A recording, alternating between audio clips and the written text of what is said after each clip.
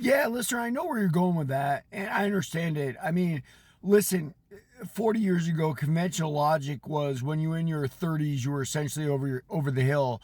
And we found out that's not true at all, right? Like Bernard Hopkins fought for a world title in his 50s and was competitive. And the reality is we learn things as we go. I wouldn't say being too active in and of itself is a problem. You stay in good shape and that's a good thing.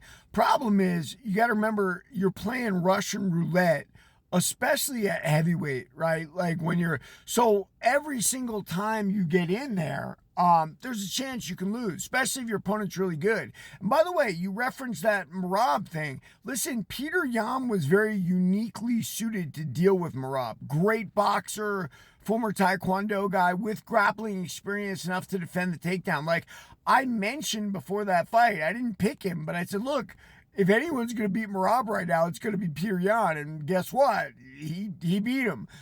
So yes, could Waldo get KO'd? Of course. Look, anyone, including John Jones, could get KO'd by Derek Lewis, right? Like a race in a moment, like everything, because his power is that good. But so's Waldo's, and I love the fact that he's keeping busy. Like if you're keeping busy, you're earning money, right? Like, and I know that's why Waldo's keeping busy, right? He likes those checks coming in.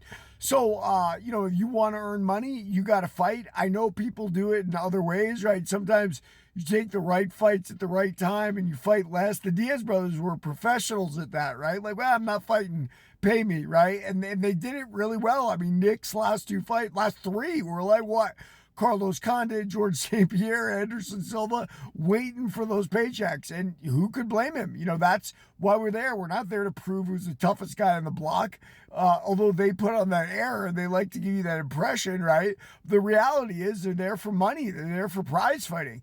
And who can win? Guess what, guys? Anybody can win when you get in there, especially heavyweights like Waldo Acosta Cortez and Derek Lewis. I mean, it's going to be bombs away. But the good thing is, it's going to be bombs away for us. It's going to be fun. Could Derek Lewis ice him? Absolutely, listener. I could see that happening. At the same time, Derek Lewis is on the downward side of a storied career. I love his career. I love what he did against Ngannou. I love what he did against Cormier.